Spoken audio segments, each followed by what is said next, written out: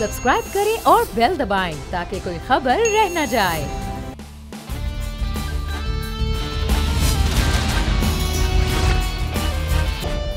अस्सलाम वालेकुम। The special report with Mudassar Iqbal के साथ हाजिर खिदमत है। मियाँ नवाज शरीफ की वापसी जो है वो अब चंद दिन में रह गई है, क्योंकि वो इस वक्त मदीना मुनव्वरा में मौजूद हैं और उसके बाद फिर दुबई और दुबई के रास्ते फिर वो पाकिस्तान वापस आएंगे, यानी कि 21 अक्टूबर को उनकी वतन वापसी हो रही है। और उससे पहले ये कहा जा रहा है कि 18 अक्टूबर जो सानिया कारसाज का एक बड़ा अफसोसनाक वाक़या है, पाकिस्तान पीपल्स पार्टी भी अपनी इंतखाबी मुहिम वो भी शुरू करने जा रही है। तो अब इंतखाबात से पहले, जब डेट तो नहीं आई है लेकिन उससे पहले एक माहौल पूरा है। लेकिन एक बड़ा अहम बयान जो साबिक अपोजिशन लीडर पाकिस्तान पीपल्स पार्टी के सीनियर रहनुमा खुर्शीद शाह साहब ने मियाँ नवाज शरीफ के हवाले से कहा कि नवाज शरीफ की वापसी पर रेड कार्पेट नून लीग नहीं बल्कि कोई और बिछा रहा है। साथ ही उन्होंने कहा कि नवाज शरीफ पूरे मुल्क में खिताब करें, लेकिन ये खतरनाक ट्रैप में आ रहे हैं जिसमें नून लीग फंस रही है। चेयरमैन पीटीआई नवाज शरीफ में क्या फ़र्क रहा? जैसे 2018 में चेयरमैन पीटीआई को हुकूमत में लाया गया था, वैसे ही अब नवाज शरीफ को भी इक़्तिदार दिया जा रहा है।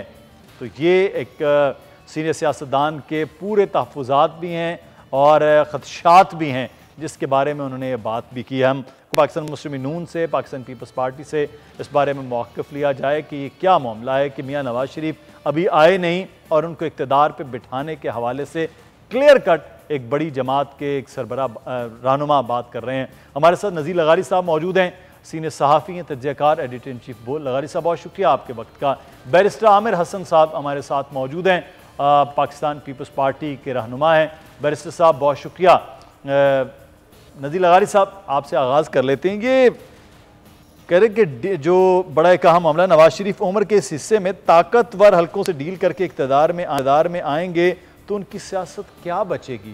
कोई शीशा साहब फरमा रहे हैं, तो बाकायदा कह दिया गया कि वो डील करके आ रहे हैं। तो जाने का तो कहा जा रहा था कि कहीं डील हुई है उनकी, आने के भी अब डील ही है फिर मियाँ साहब की। देखें, सियासत में डील का लफ्ज़ ज़्यादा इस्तेमाल हुआ था और उन दिनों बहुत ज़्यादा शोर मचाया जा रहा था जब मोहतरमा बेनज़ीर भुट्टो तशरीफ़ ला रही थी यहाँ पर, और 17 अक्टूबर से पहले बहुत ज़्यादा शोर मचाएगा deal deal deal deal deal deal deal. तो जब धमाका हुआ तो मैंने कहा कि भाई कोई मरने के लिए भी डील करता है क्या? इनकी जान को ख़तरा है। जब हम मिले थे उनसे, आखिरी मुलाकात थी सहाफ़ियों की, कराची के सहाफ़ियों की, तो उन्होंने वो तमाम तफसीलात बताई थी और उन्होंने ये खदशे का इज़हार किया था कि मेरी जान को ख़तरा है और मुझे शदीद ख़तरा है, मुझे स्पेयर नहीं करेंगे और ये मुझे नहीं छोड़ा जाएगा। और ये तकलीफ़ जो सूरत हाल पाकिस्तान की अफसोसनाक, बहुत दुख देने वाली सूरत हाल है कि जब मोहतरमा बेनज़ीर भुट्टो आईं, उनके बारे में ये शोर मचाया गया था कि वो डील करके आई हैं।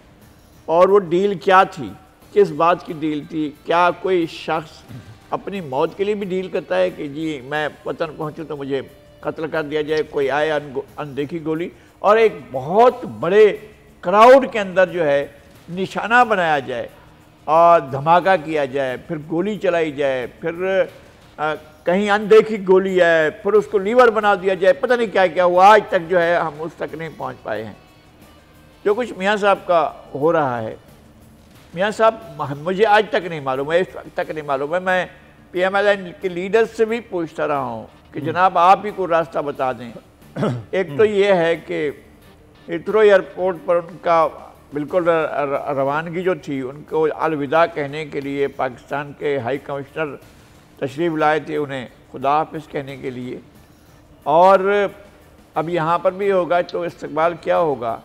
लेकिन फिर इसका मतलब ये होगा कि कानून जो भी है इस मुल्क के अंदर, वो पहले भी बहुत ज़्यादा हमने उसे रूसिया कर दिया है, उसका मुँह काला किया है हमने, कानून का, हमने निज़ाम अदल का, हमने हमारी जो कानूनी इस्तिलाहात हैं उनका, जो कानूनी हमारे ज़राए हैं उनका, जो भी चीज़ है हमने उनका पहले बहुत ज़्यादा मुँह काला किया हुआ है।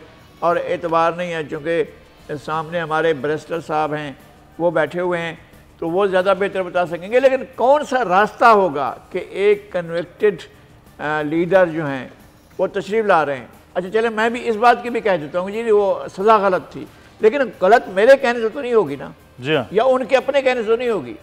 ये तो कोर्ट जाकर बताएगी जनाब सज़ा गलत थी, ठीक थी, और आप इस तरफ गए ही नहीं। वो जो एक जज साहब थे जो अपने बयानात दे रहे थे, जिनके वो सारे रिकॉर्ड किए गए कि जनाब मुझसे फैसला डिक्टेट कराया गया, उस स्टेटमेंट को भी कोर्ट में जमा नहीं कराया गया कि भाई ले लें, आप देख लें, ये कह रहे हैं कि मैंने सज़ा जो है वो डिक्टेशन पर दी थी, तो वही आप कह लेते। ये सारा कोई रिकॉर्ड वहाँ नहीं गया है। सज़ा मौजूद है, एक सज़ा सस्पेंड है, दूसरी सज़ा मौजूद है, उसके दौरान वो चले गए थे। आज तक मुझे याद नहीं है, मुझे मालूम भी नहीं है कि पाकिस्तान में कोई और, दूसरी बार भी मियाँ नवाज शरीफ गए, पहली बार भी वही गए थे कि जेल में सज़ा याफ्ता हुए, और उस वक्त उम्र कैद की सज़ा हुई थी। अभी तो कम सज़ा है जो भी है, हाँ। जो भी है, मैं कहता हूँ 4 दिन की भी सज़ा हो, 4 महीने की भी सज़ा हो, लेकिन सज़ा होते हुए आप कैसे यहाँ पहुँचते हैं, और फिर आप क्या कैसे। वो कह रहे हैं ना कि आज कानूनी टीम जो है वो लगी हुई है, उसमें अब हो सकता है कि कल तक कानूनी टीम क्या करेगी, कल तक ला कोई चीज़ होगी मौजूद, हाँ। के जनाब कानून से मावरा कोई चीज़ है, इसलिए कि बेल जो अगर देता है वो अंडर ट्रायल कैदी, कोई मुल्क से बाहर कैदी, ये एक बड़ा पॉइंट भी है कि हमारे पास प्रैक्टिसिंग लॉयर, सीनियर लॉयर हैं इस वक्त, बैरिस्टर आमिर हसन। आमिर भाई, ये एक तो मैं ये बाद में पूछता हूँ कि उनकी बेल हो सकती है नहीं हो सकती, लेकिन उससे पहले आपकी सियासी जमात जो है वो कह रही है कि वो डील करके वो इस तरह से आ रहे हैं, रेड कार्पेट कोई और बिछा रहा है। नून लीग का आप देखिए जलसे भी कर रहे हैं, वो पूरी मोबिलाइजेशन है, आप ही का शहर है जहाँ पर ये सारी चीज़ें चल रही हैं, तो एक लीडर वापस आ रहा है तो ठीक है। पाकिस्तान पीपल्स पार्टी को क्यों इस तरह के तहफ़्फ़ुज़ात और ख़दशात हैं कि उनके लिए सब कुछ हो रहा है और उनको इक़्तिदार पर लाया जा रहा है मियाँ नवाज शरीफ को? देखिए, मियाँ नवाज शरीफ सद बिस्मिल्लाह आए, हमें कभी भी एतराज़ नहीं। पाकिस्तान पीपल्स पार्टी तो हमेशा से ये यकीन रखती है कि तमाम सियासी जमातें और तमाम सियासी रहनुमा पाकिस्तान के अंदर बैठ के अपनी सियासत करें, और उन्हें ऐसे हालात मुयस्सर आने चाहिए कि वो सियासत करें। अच्छा, हम किसी पे ना तो कोई इल्ज़ाम लगा रहे हैं, अगर खुर्शीद शाह साहब ने बात की है या पीपल्स पार्टी के दूसरे रहनुमा अगर कोई बात करते हैं, तो हम तो जो नज़र आ रहा है वो बात कर रहे हैं। मियाँ साहब की तकरीबन 4 दहाइयों पे मुहित सियासत ने हमेशा उनकी सियासत को किसी समझौते का ही शाखसाना करार दिया है। ये साबित शुदा है 40 साल में। मियाँ साहब मुश्किल वक्त नहीं काटते हैं, उस वक़्त मियाँ साहब बैरून मुल्क जाते हैं, और जब भी वो बैरून मुल्क जाते हैं वो बताते भी नहीं हैं, इवन अपने इत्तेहादियों को भी नहीं बताते। हमने बड़े मुश्किल वक्त में जब मियाँ साहब को इनके वज़रा छोड़ गए थे तो ARD में पीपल्स पार्टी ने इन्हें साथ लिया था, नवाबज़ादा नसरुल्लाह साहब उसकी सरबराही कर रहे थे, लेकिन उसके बाद जब ये चले गए डील करके सऊदीया, तो नवाबज़ादा नसरुल्लाह साहब ने कहा कि मैंने सारी ज़िंदगी सियासतदानों के साथ डील की, मुझे कभी धोखा नहीं हुआ, पहली दफ़ा मैंने एक कारोबारी के साथ की और मुझे धोखा हुआ। उसके बावजूद हम मियाँ साहब के साथ चलते रहे हैं, तो उनका एक ट्रैक रिकॉर्ड है समझौतों का। हम ये कहते हैं कि जब आप पे बुरा वक्त आता है तो फिर आप आइन की बात करते हैं, जमहूरियत की बात करते हैं, बुनियादी हकूक की बात करते हैं, फिर आप कहते हैं मुझे क्यों निकालना, फिर आपको शहीद जुल्फ़िकार अली भुट्टो नज़र आते हैं, याद आते हैं, फिर आपको मोहतरमा बेनज़ीर भुट्टो की शहादत नज़र आती है, फिर आप ये कहते हैं एक वज़ीर आज़म को फांसी लगा दिया गया, एक को गोली मार दी गई, और अपनी भी आप हल्की सी बात बीच में डाल देते हैं कि मुझे हथकड़ी लग आएगी। तो मैं ये समझता हूँ कि जब बुरा वक्त आता है फिर आप हीरोइक बयान देते हैं, और जब थोड़ा सा आपको लिफ्ट होती है तो आप फिर दोबारा जाके गोद में बैठ जाते हैं, आपको फिर कोई उम्मीद गुल मिल जाता है।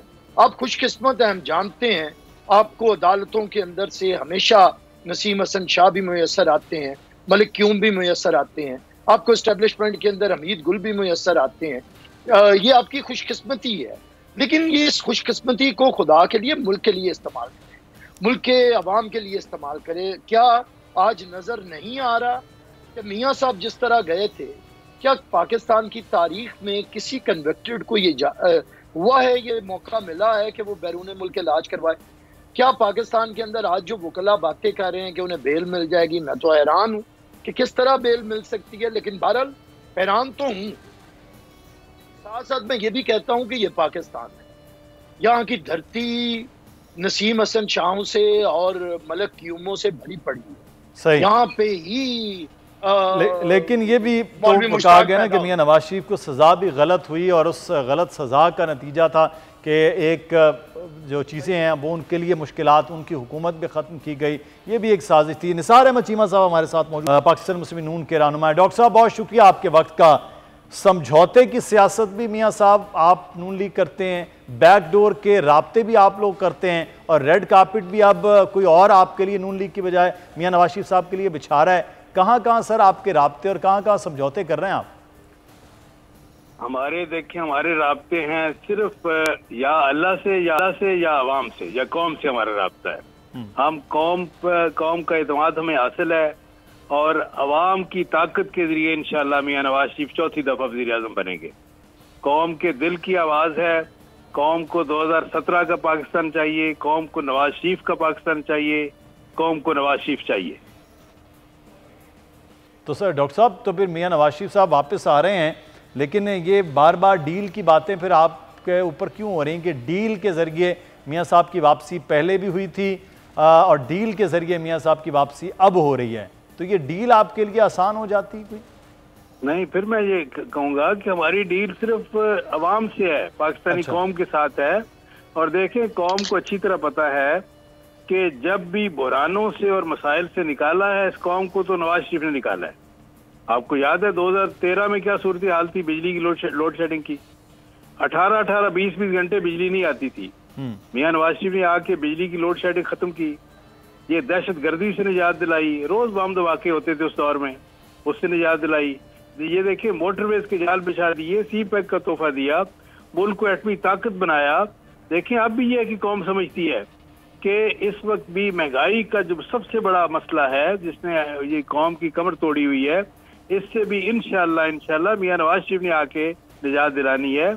कौम असल में नवाज शरीफ को अपना एक मसीहा और निजात दहिंदा के तौर पे देख रही है, इसी वजह से वो उनका इस्तकबाल करने के लिए बेकरार है, बेचैन है, बड़ा कौम में जोश व खरोश है। हम तो रोज देखते हैं जी अपने हल्के में, मैं इस वक्त भी हल्के में हूँ, और लोगों का जोश व खरोश जो है वो बिल्कुल मिसाली है, दीदनी है। सही, बिल्कुल ठीक है। अच्छा, मैं सवाल भी करना, लेकिन बैरिस्टर आमिर हसन साहब को गुफ्तगू करना चाह रहे हैं, वो आप बार बार हाथ रेस कर रहे थे। जी आमिर साहब। जी, डॉक्टर निसार अहमद चीमा साहब मेरे मोहतरम हैं, लेकिन मुझे कुछ जवाब देने हैं तारीख के हवाले से। जी। एक तो ये 2013 का जो रोना रोया जाता है कि बड़ी लोड शेडिंग थी, मुदस्सिर साहब थोड़ा सा रिसर्च करें। जब तक पीपल्स पार्टी की हुकूमत थी कि लोड शेडिंग थी 6 से 8 घंटे, लेकिन जब मुसद्दक मलिक साहब निगरान वजीर बने, निगरान हुकूमत आई, तो लोड शेडिंग हो गई 20 घंटे, 22 घंटे दानिस्ता की गई। उसी का अजर मिल रहा है आज तक मुसद्दक मलिक साहब को कि वो तवातुर के साथ सेनेटर हैं PMLN के और वजीर हैं। उससे पहले वो सियासत में बिल्कुल मौजूद नहीं थे। वो निगरान हुकूमत में साजिश करना, पीपल्स पार्टी के ऊपर लोड शेडिंग का एक ड्रामा लगा के साजिश करके फेंकना, उसका सिला आज तक मिल रहा है। दूसरी बात, ठीक है, आप वही लें जो आपके पास क्रेडिट है। एटमी ताकत के लिए जान कोई देता है, शुरू कोई करता है, मैं स्विच ऑन करके उसे क्रेडिट ले लूं। सी पैक साइन कोई करता है, क्रेडिट कोई लेता है। दहशत गर्दी के खात्मे के लिए वजीर भुट्टो को कहना पड़ता है, जान देनी पड़ती है कि कौन लहराएगा पाकिस्तान का झंडा स्वाद पे, और उसके लिए आसिफ अली जरदारी की क़यादत में पाकिस्तान पीपल्स पार्टी फौज के साथ, रियासत के साथ गुफ्तो शनीद करके, जिन्हें तालिबान को रियासत अपने बंदा कहती थी, पीपल्स पार्टी वाहिद जमात थी जिसने उसके खिलाफ तैयार किया पूरी रियासत को, और फिर रियासती इदारों ने वो जंग लड़ी और दहशत गर्दी से निजात हुई। अब आप हर चीज अपने पेटे में डालना चाहिए। यही मैं कह रहा हूँ कि खुदा के लिए एक फर्द ना तो कभी नागुजीर होता है। यही हमने कप्तान आएगा का शोर सुना, अब एक नया शोर सुन रहे हैं। कोई शख्स नागुजीर नहीं होता, एक शख्स के साथ कभी भी नहीं। और एक ऐसा शख्स जो बीमार है, 74-75 साल की उम्र में है, जो कोर्ट के अंदर दे रहा है कि मैं बीमार हूं, मुझे हर वक्त इलाज की जरूरत है, उसे बीमार मुल्क और बीमार मईशत उसके हवाले ना करें। मियाँ साहब को आराम करने दें, अपनी पॉलिसीज के साथ आएं, नई लीडरशिप के साथ आएं। अब हमें ऐसे लोग जो बीमार हैं, जो बेचारे नहीं सह सकते थोड़ी सी भी तकलीफ और मुसीबत, अब तो वो सेहतमंद हो गए, इसीलिए अब वो वापस आए ना, सेहतमंद हो गए हैं। अभी तो 2 दिन पहले तो वो वापस आ रहे हैं। स्टेटमेंट दी है उन्होंने, अभी तो हाई कोर्ट में स्टेटमेंट दी है उन्होंने भाई 3 दिन पहले कि उन्हें दिल का अर्जा है शदीद, उन्हें हर वक्त जरूरत है डॉक्टर की। डॉक्टर अदनान 24 घंटे उनके साथ रहते हैं। तो ये हमें नून लीग के दोस्त ही बताते हैं ना, हम तो इल्जाम नहीं लगा रहे। हम उनकी सेहत के हवाले से हम हमेशा दुआगो हैं। चेयरमैन साहब उनकी अयादत के लिए जेल में गए, चेयरमैन बिलावल भुट्टो, हम कोई उनके बारे में कोई बुग़्ज़ नहीं रखते हैं, लेकिन खुदा के लिए दोबारा मुल्क को झूठे बयानी के सुपुर्द ना करें। कोई ऐसा शख्स उम्मीद पाकिस्तान कैसे हो सकता है जो इंतहाई बीमार हो और 75 साल की उम्र में हो? 60% नौजवानों के मुल्क की उम्मीद। चले मैं डॉक्टर साहब से बात करने, फिर मैं लगारी साहब का तजिया लेना है, वक्त भी कम हो रहा है। डॉक्टर साहब जो है बीमार भी हैं, अल्लाह ताला उन्हें सेहत दे, सेहत कामिला अता फरमाए मियां नवाज शरीफ साहब को। मुश्किलात उनके लिए अपनी ज़ात के लिए भी हैं, तो फिर वो पाकिस्तान आ रहे हैं, किस तरह से आप निकालेंगे? इतनी मुश्किल तो जो आप पैदा करके गए हैं, वो तो कह रहे हैं कि अब बेहतरी हो रही है निगरान हुकूमत में, कि पेट्रोल भी कम हो गया, स्मगलिंग पे भी काबू पा लिया गया अब चीज़ें। तो सर ये भी फिर आपका ही क्रेडिट होगा जो इस वक्त निगरान हुकूमत कर रही? देखिए, गुजारिश ये है कि बैरिस्टर साहब मेरे लिए बहुत मोहतरम हैं और वो वाकई बड़े एक मंजे हुए सियासतदान हैं, दानिश्वर हैं, कानूनदान हैं। देखिए, बात यह है कि मैं तो वैसे भी अपने वो इत्तेहादी जो हमारे साथ रहे हैं, हम हुकूमत में भी इकट्ठे रहे, पीपल्स पार्टी, मुस्लिम लीग नून, अपोजिशन में भी हम, तो ये पीटीआई के खिलाफ हमारा इत्तेहाद रहा, अलायंस रहा। हुकूमत में हम जब ये है कि हमारी हुकूमत रही 1.25 साल, उसमें भी हम इकट्ठे थे।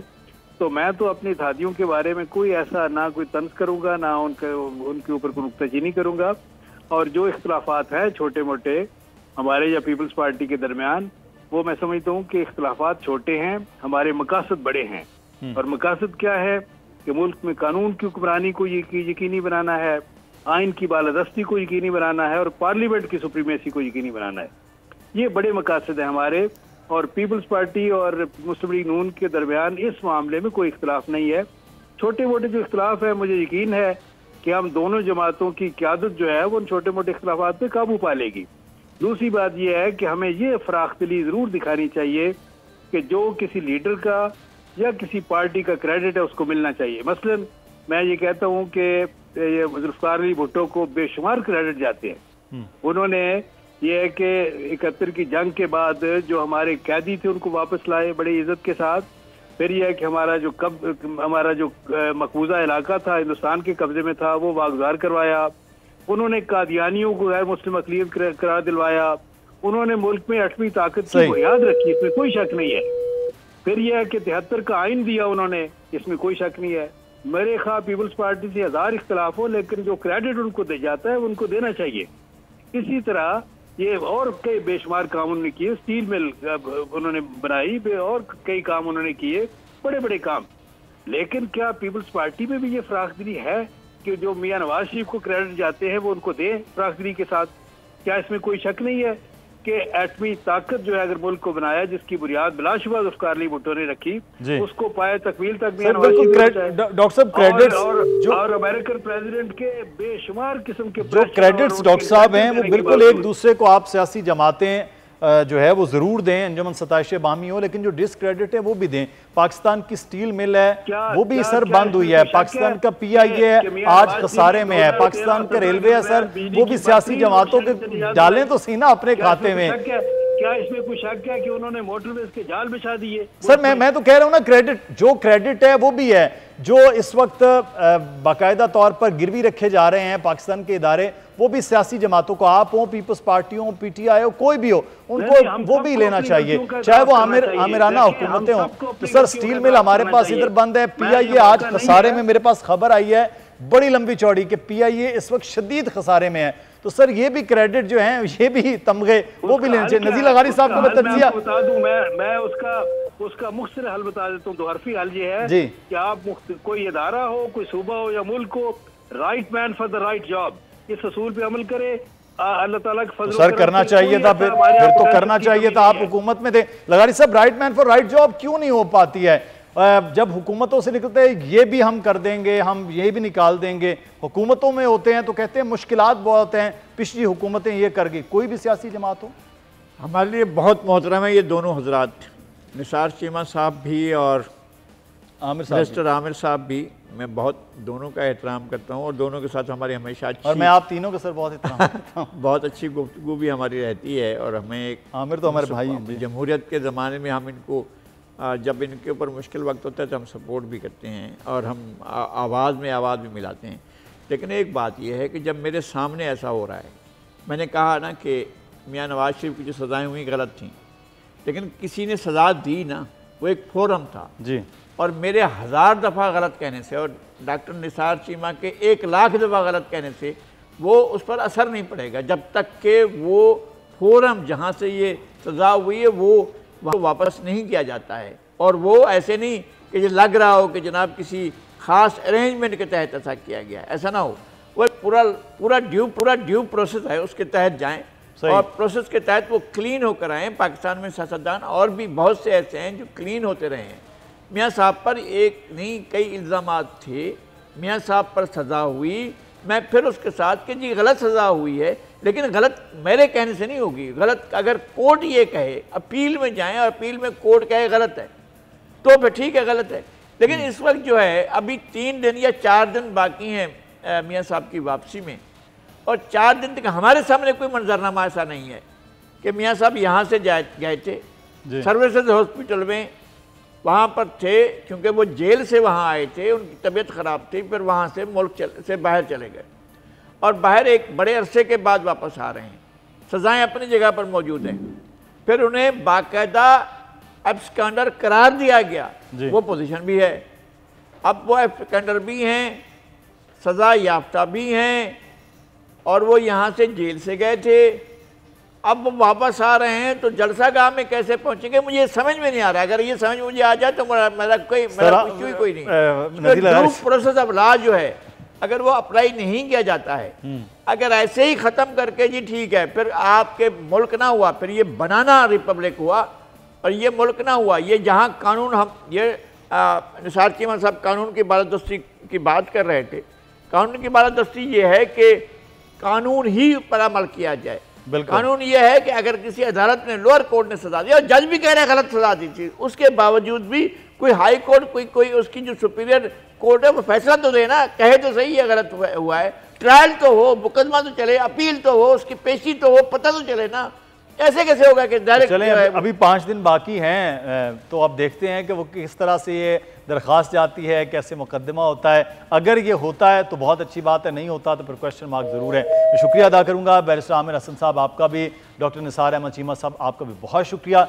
हमें यहाँ पर एक ब्रेक के बाद वापस आएंगे, फिर कुछ पाकिस्तान की इकॉनमी की सिचुएशन पर बात होगी।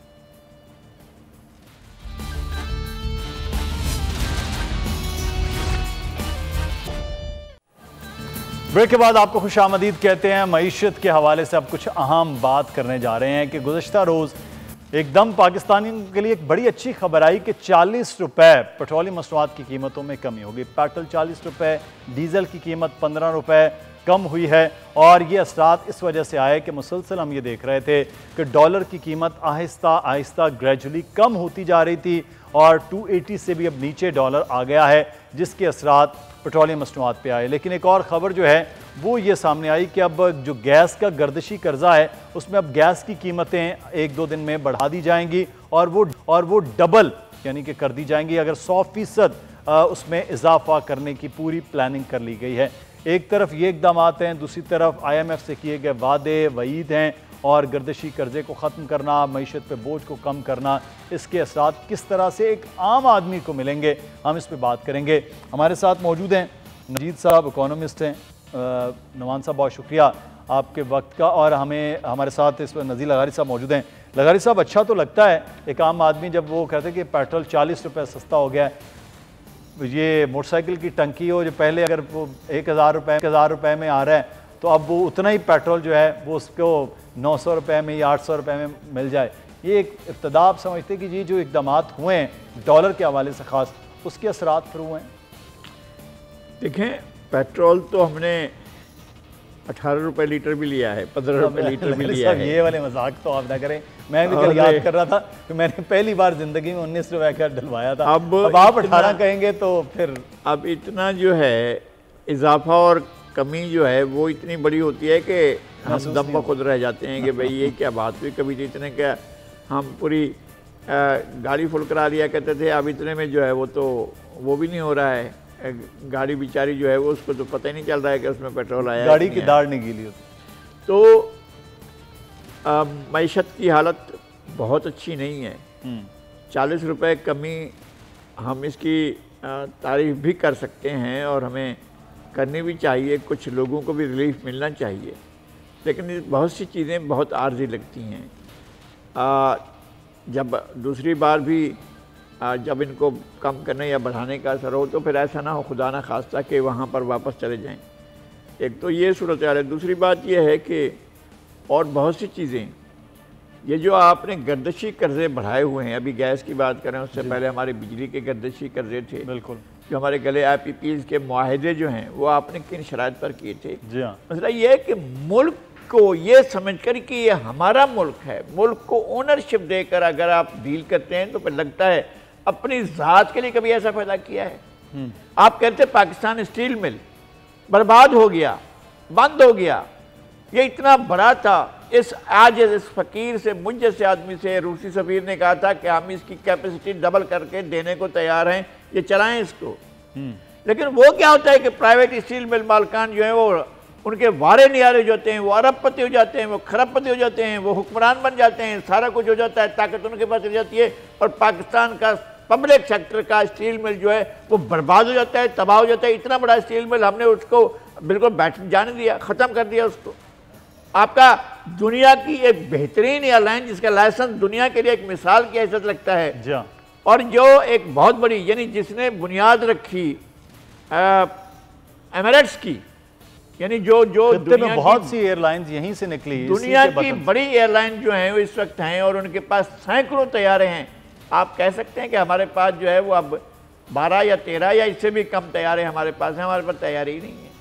और हमारे जो शेड्यूल हैं वो 9-9 घंटे 10-10 घंटे लोगों को इंतज़ार करना पड़ रहा है। लोग इस हमारी एयरलाइन से सफ़र करने के लिए खुश दिली से तैयार ही नहीं हो रहे हैं। और फिर ये कि आपने इसके ऊपर बोझ डाला हुआ है, ये बोझ कहाँ से आया? ये कर्जे, पता है एक ऑटो वर्कशॉप की दुकान से, सुन लें, ये जहाँ पुर्जाजात मिलते थे, फाजल पुर्जाजात जो मिला करते थे गाड़ियों के, वहाँ से आलू लिया गया 250 या 300 या 500 रुपए किलो के हिसाब से। और ये मामला था हमारे PIA का, इस बारे में सारी तफसीलात आई थी। जी हाँ। जब ऐसा होगा तो फिर तो PIA ने बैठ जाना था। जब रेलवे का आप निज़ाम उस बंदे को दे दें जिसकी 1000 बसें चल रही हों, तो वह क्यों चलने देगा उसको? रेलवे को क्यों चलने देगा वो? बिल्कुल। ये नुमान अब्दुल मजीद साहब ने हमें ज्वाइन, बहुत शुक्रिया नुमान साहब। एक तरफ तो एक अच्छी खबर आती है कि पेट्रोलियम मसनूआत की कीमतें कम हुई, लोग खुश हैं, लेकिन पूरी मईशत का जो स्ट्रक्चर हम देखते हैं कि प्राइवेट लोगों की एयरलाइन भी चलती है, PIA खसारे में है, स्टील मिल का पूरा स्टील का कारोबार लोगों का चलता है। लेकिन अगर हम पाकिस्तान स्टील की बात करें जो पूरे खत्ते में एक गेम चेंजर था, वो आज बिल्कुल तबाह हो चुका है। अगर प्राइवेट उसी लाइन पे चलाने वाले ट्रेन अपनी चला रहे हैं, लेकिन पाकिस्तान रेलवे का खसारा हर महीने में बढ़ता जा रहा है, क्या हल है? कैसे करें कि बस इस बात पर खुश हो जाएं कि पेट्रोलियम मसनूआत की कीमतें कम हो गई? बिस्मिल्लाहिर्रहमानिर्रहीम। देखें, बात यह है कि पाकिस्तान के जो ये मसाइल हैं, स्टील मिल हो गया, रेलवे हो गया, ये सारी चीज़ें ये 1 या 2 दिन में तो डेवलप हुए नहीं हैं। आप देख लें 1970s में जो हमारी नेशनलाइजेशन हुई थी, उसके बाद से लेकर और आज तक सक्सेसिव गवर्नमेंट्स, यानी एक के बाद एक जो गवर्नमेंट आई है, उन्होंने सियासी भर्तियाँ की हैं, इन इदारों को लूटा है, और किसी भी एक बंदे के ऊपर आप सारा मलबा नहीं डाल सकते। अभी 40-50 साल का बिगाड़ है जहाँ पे आज हम खड़े हुए हैं। अब ये पूरी दर्दनाक कहानी तमाम इदारों की हमारे सामने मौजूद है। अब सवाल ये पैदा होता है कि बेसिकली अक्सर मुझसे भी लोग पूछते हैं कि आपको क्या लगता है डॉलर कहाँ जाएगा? मैं कहता हूँ देखिए 4-5 महीने अगले तो जो है ये स्टेबिलिटी नज़र आती है, इस लिहाज से कि हमारे पास IMF का एक प्रोग्राम भी मौजूद है मार्च तक का। अगली हुकूमत जब आएगी, अगर इलेक्शन हो जाते हैं जनवरी-फरवरी में, उसके बाद सही मानों में सिचुएशन की क्लैरिटी आएगी कि इकॉनमी किस नहज पर जा रही है। अब मसला क्या है, मसाइल का हल क्या है, ये हम कई मरतबा डिस्कस भी करते रहते हैं। मसाइल का हल ये है कि हमें कोई 5 साला एक इकनॉमिक मनसूबा बंदा बनाना होगा, जिसको हमने कंसिस्टेंटली ईयर बाई ईयर एक मजहबी फरीज़े के तौर पर हमने उसको इम्प्लीमेंट करना होगा कि भाई ये हमारे अहदाफ हैं, इस तरीके से हमने मामलात को ठीक करना है, अपने टैक्स बेस को बढ़ाना है। हमारा टैक्स का जो रेट है दुनिया भर में सबसे ज़्यादा है, और हमारे जो टैक्स के सिस्टम के अंदर करप्शन है वो भी दुनिया में मतलब ज़्यादा तरीन है। तो भाई सारे मामलात को ठीक करने के लिए आपको इदारों को रिफॉर्म करना होगा। अभी SOE जो स्टेट ओन इंटरप्राइजेस की हम बात कर रहे हैं, अब पाकिस्तान के जो हालात हैं उसमें तो एक ही नतीजा समझ में आता है कि इसको आप फेयर प्रोसेस के थ्रू, एक ट्रांसपेरेंट प्रोसेस के थ्रू इसको प्राइवेटाइज कर दें। अगर हम प्राइवेटाइजेशन से इदारे ठीक हो जाएंगे, मतलब उसमें बेहतरी आ जाएगी। जी बिल्कुल बिल्कुल, इसमें कोई शक नहीं है कि प्राइवेटाइजेशन अगर सही तरीके से किया जाए, सही लोगों को बेचा जाए, कि प्राइवेटाइजेशन भी डिपेंड करता है आप कैसे करते हैं। एक तो ये होता है कि प्राइवेटाइजेशन जो है 1990s में रशिया में मिसाल के तौर पर हुई थी, जब मुल्क जो है यूएसएसआर ब्रेकअप हुआ था, कौड़ियों के दाम जो है इदारों को बेचा गया और उनको ख़रीदने वाले खरबपति बन गए। अगर उस तरीके से करेंगे तो काम नहीं चलेगा, लेकिन अगर आप ट्रांसपेरेंट तरीके से करते हैं, ईमानदारी के साथ करते हैं, सही तरीके से जो है सही लोगों को, अगर मिसाल के तौर पर स्टील मिल को आप प्राइवेटाइज़ कर रहे हैं तो स्टील मिल उन लोगों को बेचते हैं जिनको स्टील मिल चलाने का तजुर्बा है, तो क्यों ठीक नहीं होगा? सारा इन्हिसार इस बात पर है कि आप प्राइवेटाइजेशन के प्रोसेस को मैनेज कैसे करते हैं। वरना अगर सरकारी इसमें चलाते रहेंगे तो देखिए मसला ये कि थ्योरेटिकली, कागजी तौर पर, ज़बानी कलामी तौर पर तो सारी चीज़ें, सारी पॉसिबिलिटीज़ मौजूद हैं, लेकिन हम सरकारी तहवील में इन इदारों को चला कर देख चुके हैं। तो प्रैक्टिकल अमली तौर पर सही तरीका ये है कि सही लोगों के हाथों इसको सही दाम पर, सही प्रोसेस के थ्रू प्राइवेटाइज कर दिया जाए, वरना और उसको इसका हल नज़र नहीं आता। सही। अच्छा लगारी साहब, इदारे बहुत बड़े, आपने तो खैर इन इदारों को उरूज देखा है, हमने तो जवाल ही देखा है। ये तमाम के तमाम इदारे जो हैं वो आहिस्ता आहिस्ता जवाल का शिकार हुए। अब दुनिया बदल रही है, प्राइवेटाइजेशन जो है वो हमने तजुर्बात कुछ इदारों में किए भी, जिनमें PTCL कामयाब भी रहा, ख़ासा मुनाफा बख्श भी वो इदारे के तौर पर सामने आया। तो अब सियासी जमातें जो हैं वो इतना बड़ा स्टेप ले लें, क्योंकि भर्तियाँ भी उनकी हैं, ढेर सारे स्टेक भी उनके हैं, कि फ्री एंड फेयर होके इसकी प्राइवेटाइजेशन की तरफ, क्या आप समझते हैं ये हो जाए या सिर्फ नारों की हद तक क्या है, बस मंशूर की हद तक ये चीज़ें चलेंगी कि हम इदारे बेहतर कर लेंगे? अच्छा, नेशनलाइजेशन एक खुला कहा जा रहा है, कहा जाता रहा है, और उस पर बारी उसकी मलामत की जाती रही है नेशनलाइजेशन के प्रोसेस को। और मेरा ख्याल है कि मुझे मालूम है कि चौन लाई ने मना किया था भुट्टो साहब को कि नहीं, इस तरफ ना जाएं, और आप बहुत जल्दी ये स्टेप ले रहे हैं। अभी आप पास कोई ऐसा मैकेनिज्म मौजूद नहीं है जो इन चीज़ों को चला सके। हो सकता है कि ये इकदाम जो है वो गलत साबित हो, लेकिन डी नेशनलाइजेशन और प्राइवेटाइजेशन जो है वो इतना ख़तरनाक था कि उसने तो मईशत का भट्ठा बिठा दिया है। मैं एक घी की कंपनी खैबर पख्तूनख्वा में थी, उसको बेचा गया और जो कीमत उसकी लगाई गई वो तो जो उसके एसेट्स थे, जो उसकी मशीनरी थी, जो उसकी चीज़ें छोड़ दें, उसकी कीमत उसको कहाँ से, अभी वो एक गाड़ी चली उसकी, वो यहाँ कराची से रवाना हो रही थी, उसके अंदर उसका मटेरियल मौजूद था उस कंपनी का, उसी घी कंपनी की, उसी की अपनी कंपनी थी, वही उसने जो मालिक जिसने ख़रीदा रास्ते में भेज दी, अभी वो पहुँची नहीं मंज़िल मकसूद तक, रास्ते में भेज दी, उसकी सारी कीमत उसको वसूल हो गई, सारी कीमत वसूल हो गई, उसको कुछ नहीं खर्च करना पड़ा। ऐसे बहुत से इदारों को औने पौने दो, बैंकों की ऐसी जिस तरह से निजकारी की गई, जिस तरह से इदारों की निजकारी की गई, ऐसा जैसे लूट का माल है, अब ले लो यार, ले लो इसको, जिस तरह चाहो ले लो, जिस तरह चाहो। किसी चीज़ को भी पाकिस्तान का एसेट समझ कर नहीं बेचा गया, ये समझा गया कि लूट का माल है, इसमें से लाओ, तुम भी खाओ, हमें भी खाने के लिए दो, और इस तरह से इसकी निजकारी जो है हुई है। अब निजकारी कर लें आप, इस निजकारी में आपको क्या मिलेगा? बेचें आप स्टील मिल को, बेचें आप रेलवे को, बेचें आप PIA को, सर अभी भी तो नुकसान का घर है ना, अभी भी तो नुकसान का घर है, वही है इतना साल से। लेकिन आप कोई सिस्टमेटिकली काम करेंगे ना, आप रूट बेच दें, आप ट्रेन बेच दें, जी फुला की, जिस तरह आपने कुछ किया है, एक निजकारी की, ऐसी कोई निजकारी करें जिससे का आपको समर भी मिले, या आप निजकारी करके दे देंगे जनाब, जब हम PIA कर दी, PIA की सबसे कमाल की चीज़ तो उसका लाइसेंस है ना, सही, उसका जो लाइसेंस है वो इतना कीमती है कि वो आपको, अगर आपको जाना होता है वाशिंगटन, तो वो तो एक तरफ को है, अगर आपको किसी और मशरक़ के मुल्क में जाना होता है तो पहले आपको दुबई जाना पड़ता है, फिर वहाँ जाना पड़ता है, पहले आपको कतर जाना पड़ता है, दोहा जाना पड़ता है, फिर वहाँ जाना पड़ता है। PIA की प्रवास जहाँ पहुँची है वो बीजिंग पहुँची है, तो बीजिंग से वो डायरेक्ट होकर चली जाएगी, उसको कोई नहीं रोकता, इसलिए उसके पास लाइसेंस ऐसा है। इतने लाइसेंस का हमने क्या हासिल किया, क्या चीज़ हमने कमाई है उससे? तो इसमें अब नुमान अब्दुल मजीद साहब, प्राइवेटाइजेशन का भी तो हमारे पास मामला ये है कि जिस तरह से हमने माजी में किया है उसके भी खातर खा फ़ायदे तो हम नहीं उठा सके हैं, आज भी हम वहीं पे वहीं खड़े हैं। तो सिर्फ प्राइवेटाइजेशन हल होगा, कुछ और हल होगा? देखें, अभी हम चूँकि इस पे फोकस बात करें, देखें बात ये है कि प्राइवेटाइजेशन से बैंकों की बात की गई ना, प्राइवेटाइजेशन के बाद बैंकों की परफॉर्मेंस में फ़र्क तो आया है, इसमें कोई शक नहीं, प्रॉफिटेबिलिटी परफॉर्मेंस में फ़र्क आया है। अब प्राइवेटाइजेशन आपने अगर औने पानो दामों की या किस दाम पे की, ठीक की नहीं की, वो एक अलग सवाल है, ठीक है ना जी। अगर हम इस बात पे बुनियाद रखें कि प्राइवेटाइजेशन अगर होगी तो बेईमानी की बुनियाद पर होगी, फिर तो गुफ्तगू ख़त्म हो जाती है ना।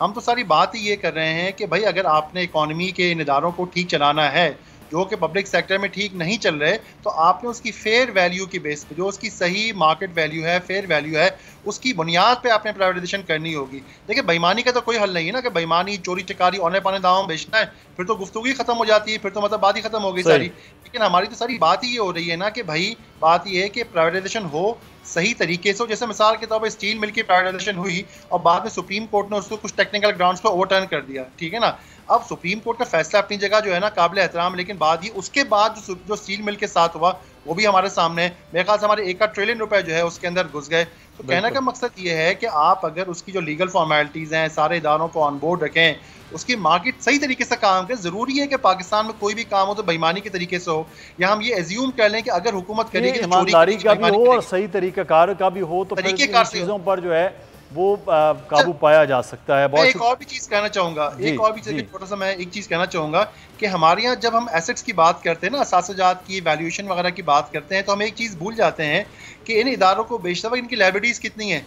हज़ार एम्प्लॉयज़ ऐसे हैं जो बेकार हैं, निकम्मे, जिनकी तनख्वाहें हैं। तो हुकूमत ने उसको भी देखना होता है, आने वाला इन्वेस्टर उसको भी देखता है कि मैंने आगे लोगों को पैसे देने कितने हैं, इन लोगों को मैं बिठा के खिलाऊंगा, तनख्वाहें कितनी देनी पड़ेंगी। तो हमेशा जब इदारों की वैल्यू की बात की जाए ना, तो ये भी देखना चाहिए कि हमें सिर्फ एसेट को ना देखें, उनकी लायबिलिटीज़ को भी देखना चाहिए।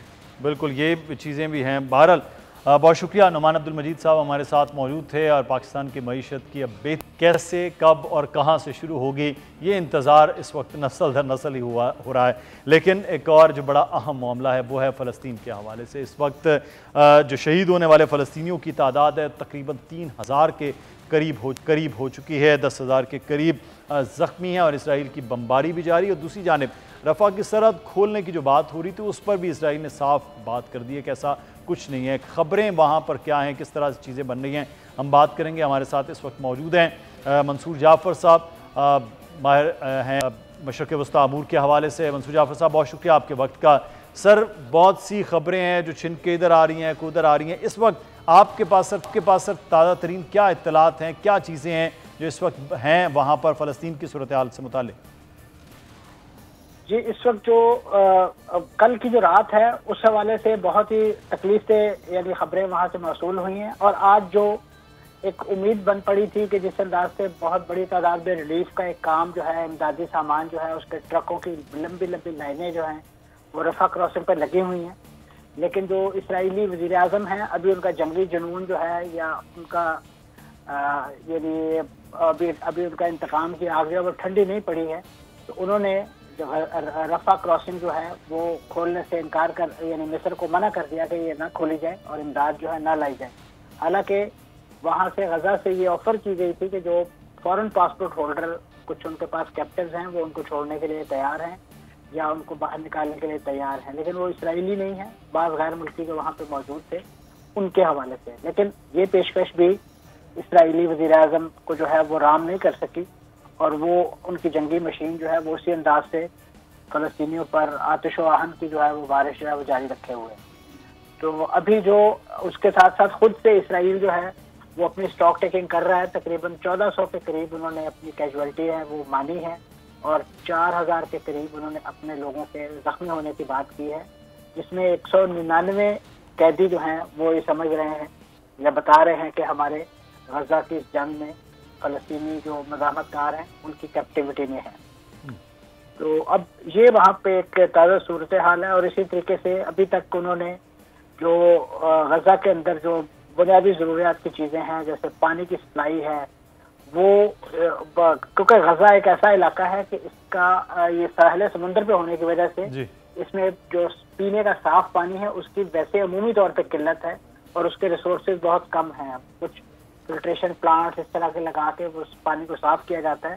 तो अब जाहिर है पूरा प्रोसेस सारा वो डीरेल हो गया है, जिसकी वजह से ये सारे इंसानी बहरान जो है वो वहाँ पैदा हो चुका है। बिल्कुल, ये तो अभी भी वहाँ पे लोग जो है वो वैसे तो पानी की कमियाबी है और अपनी जिंदगी का और अपने रूह और जिस्म का ताल्लुक बरकरार रखने के लिए वो गैर सेहतमंद पानी जो है वो पी के जाहिर है उससे वो बीमार ही होंगे। जी जी, नज़ीर लगारी साहब, जंगी जुनून जो है वो इस वक्त इसराइल पर सवार है और उसको पूरी तरह शय भी अमेरिका से मिली हुई है कि वो कर रहे, बल्कि सपोर्ट भी मिली हुई है वो वहाँ कर रहे हैं। बाकी ममालिक भी ज़्यादातर खामोश बैठे हैं और थोड़ा सा ना ठट्ठा ठंडा सा मीठा मीठा सा को बयान दे लिया, इससे आगे तो फिर गज़ा वालों के लिए कुछ नहीं कर रहे। कोई भी यूरोप खामोश बैठा है और कोई कार्रवाई नहीं की गई, ना बरतानिया, ना फ्रांस, ना जर्मनी, ना जो दिन रात इंसानी हकूक़ की बातें करते थे वो सब खामोश, वो सब उनको इंसानी हकूक़ नज़र आते हैं। अगर यूरोप में कोई एक शख्स जो है वो किसी भी तरीके से कोई भी वाक़या हो जाए तो उसके ऊपर तो पूरे का पूरा मीडिया, पूरे का पूरी स्टेट, पूरी रियासती इदारे सब शोर मचाना शुरू कर देते हैं। और अगर किसी और मुल्क में, हमारे जैसे किसी मुल्क में, थर्ड वर्ल्ड के किसी मुल्क में किसी गोरे को कोई तरह सा तकलीफ़ पहुँचे, कांटा चुभ जाए तो इंसानी हकूक़ सामने आ जाते हैं। लेकिन फ़लस्तीन में सैकड़ों हज़ारों अफराद को ज़िबह कर दिया जाए, कत्ल कर दिया जाए और बुलडोज़ कर दिया जाए, उनके घरों को, उनकी ज़िंदगी की तमाम अलामतों को मिटा दिया जाए। क्या होता रहा है अब तक, क्या होता रहा है पिछले 75 साल में जो कुछ हो रहा है। वो जो बस्तियाँ बसाई जा रही हैं, जो आबादकारी की जा रही है, गरब उर्दू में जो आबादकारी की गई और मुख्तलिफ़ इलाकों में जो आबादकारी की गई, लबनान के इर्द गिर्द जहाँ पर उनने पनाह ली हुई थी कैंपों में, वहाँ पर जो क़यामत बर्पा की गई वो हमारे सामने है। एक क़यामत नहीं, ये एक चल रही है जी। ये जो अक्टूबर की क़यामत है, हमने सितंबर भी देखा है, ब्लैक सितंबर भी देखा है। ब्लैक सितंबर गरब उर्दू में जो हुआ था वो भी हमारे सामने है, जो लबनान में हुआ था वो भी हमारे सामने है। वहाँ भी एक क़यामत, एक 10 साल के 12 साल के वक्फे से वहाँ भी टूटी थी। जो अभी हमें बताया जा रहा है जो शहादतें हुई हैं लोगों की, उतनी ही शहादतें लोगों की जो हैं वो एक एक वाक़े में हुई थी। जब वहाँ पर शरून ने बमबारी करवाई थी और वहाँ बुलडोज़ किया था साबरा और शीतला के कैंपों को, और वहाँ से यासिर अरफ़ात को वो घेर कर मारना चाहते, यासिर अरफ़ात रातों रात निकल गए और उसने सारी ज़िम्मेदारी जो है वहाँ पर बशीर जुमाइल जो है वो कत्ल हुआ था, लबनान का सदर, सारी ज़िम्मेदारी डाल दी थी उनने कि जनाब ये तो यासिर अरफ़ात ने और फ़लस्तीनी ने उसको कत्ल किया है। लेकिन वहाँ पर क़यामत गुजरी थी लोगों के ऊपर। फ़लस्तीन के कैंपों में उन्होंने वहाँ पर बिल्कुल ऐसे बुलडोज़ कर दिया था, लाशें पड़ी हुई थी हर तरफ, लाशें, हाथ पैर जिस्म के टुकड़े पड़े हुए थे और सैकड़ों नहीं हज़ारों की तादाद में पड़े हुए था। कोई किसी को पहचान नहीं पा रहा था कि ये लाश किसकी है। ये तो फिर इसका मतलब है कि ये तारीख है जो हर चंद साल के बाद दोहराई जा रही होती है और वो मज़लूम फ़लस्तीनियों के खून पर वो तारीख लिखी जा रही होती है और आज भी सूरत हाल वैसी ही हमें नज़र आ रही है। मैं शुक्रिया अदा करूँगा मंसूर जाफ़र साहब, आप हमारे साथ मौजूद थे। नज़ीर लगारी साहब, आपको भी बहुत शुक्रिया। और अब कुछ बात करेंगे वर्ल्ड कप के हवाले से। और आज भी एक बड़ा अहम मैच खेला जा रहा है। वो दोनों टीमें हैं जो अपने दो मैच हार चुकी हैं और आज ये मैच जो है वो किस तरह फैसला कुन होगा, ये भी असरात होंगे पाकिस्तान के, क्योंकि अगला मैच पाकिस्तान वर्सेस ऑस्ट्रेलिया है जो बेंगलोर में खेला जाएगा। इस वक्त पाकिस्तान की टीम की परफॉर्मेंस के हवाले से बात करेंगे। नसीम राजपूत साहब हमारे साथ मौजूद हैं। नसीम साहब, मैच हुआ है, हार गए, आगे आप लोग कहते हैं हर नया दिन हर नया मैच होता है, लेकिन उस नए मैच के लिए पाकिस्तान की क्या स्ट्रेटजी होनी चाहिए जो हम गलतियां कर चुके हैं उनसे निकल कर? देखिए, अपनी पिछली गलतियों से सबसे पहले सीखना होगा और हम सबसे बड़ी गलती कर क्या रहे, फेयरलेस क्रिकेट की कमी हमारी क्रिकेट में दिखाई दे रही है। आज भी अगर आप देखेंगे तो श्रीलंका को जो ओपनिंग स्टैंड मिला था वो अपने अंदाज से ही खेले थे। जिस अंदाज से दोनों ओपनर्स ने सेंचुरी स्टैंड फराहम किया, उसके बाद फिर आप देखिए गिव अप नहीं किया ऑस्ट्रेलिया ने और इस वक्त पोजीशन ये 184 for 6 इस तरह स्ट्रॉन्ग कमबैक करने में कामयाब हुए।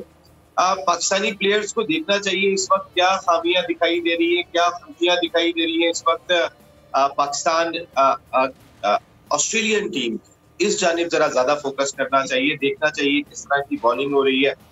श्रीलंका ने किस तरीके से स्टार्ट लिया था।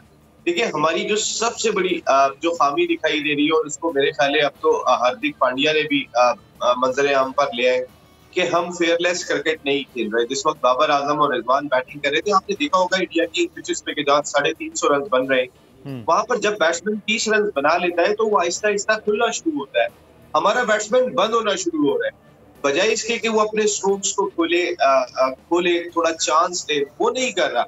हमारा बैटर जाने के बाद वो अपने रन्स बनाने में लगा हुआ है। उसपे अजीब किस्म का कोई साइकोलॉजिकल प्रेशर है, हालांकि हमने साइकोलॉजिस्ट भी भेजा हुआ है। चेंज के हवाले से कहा जा रहा है पाकिस्तान में तो जो बॉलर हम स्पिनर की बात करते हैं तो शादाब खान पे बार बार हम देख रहे हैं सोशल मीडिया पे कि उनको चेंज किया जाना चाहिए। उसामा बैठे हैं, उसामा को लाया जाना बड़ा ज़रूरी है। आप समझते हैं कि चेंज भी ज़रूरी है कि वाइस कैप्टन का ही चेंज हो जाए?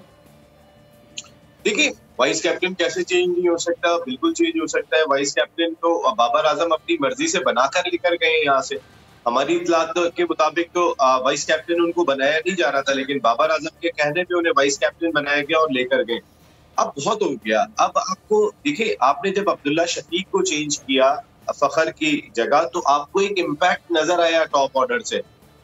मैं तो चाहता हूं कि अब इमाम की जगह पे भी ज्यादा बेहतर होगा। एक मतलब आपने फखर के साथ आप जरूर जाए, क्योंकि इम्पैक्ट प्लेयर की बात कर रहे हैं तो इम्पैक्ट प्लेयर फखर ही है। 350 रन की आप बात करते हो तो 350 रन तक पहुंचाने वाला वही है। इतना परफॉर्म नहीं कर रहा, वो एक सच्चाई है। इतनी अच्छी परफॉर्मेंस की, लेकिन इमाम की कौन सी परफॉर्मेंस है? सब अपने रन, इमाम अपने 36 रन बना के चले गए, बाबर अपने 50। एक नुक्ता जो आप बात कर रहे हैं ना नसीम भाई, वो फेयरलेस क्रिकेट है। फेयरलेस क्रिकेट खेली जाएगी मॉडर्न क्रिकेट में, तो ही जो है वो आप मुकाबला कर सकेंगे। बहुत शुक्रिया नसीम राजपूत साहब, हमारे प्रोग्राम से मुदस्सर इकबाल को इजाज़त दीजिए। अपना ख्याल रखिएगा। अल्लाह हाफिज़।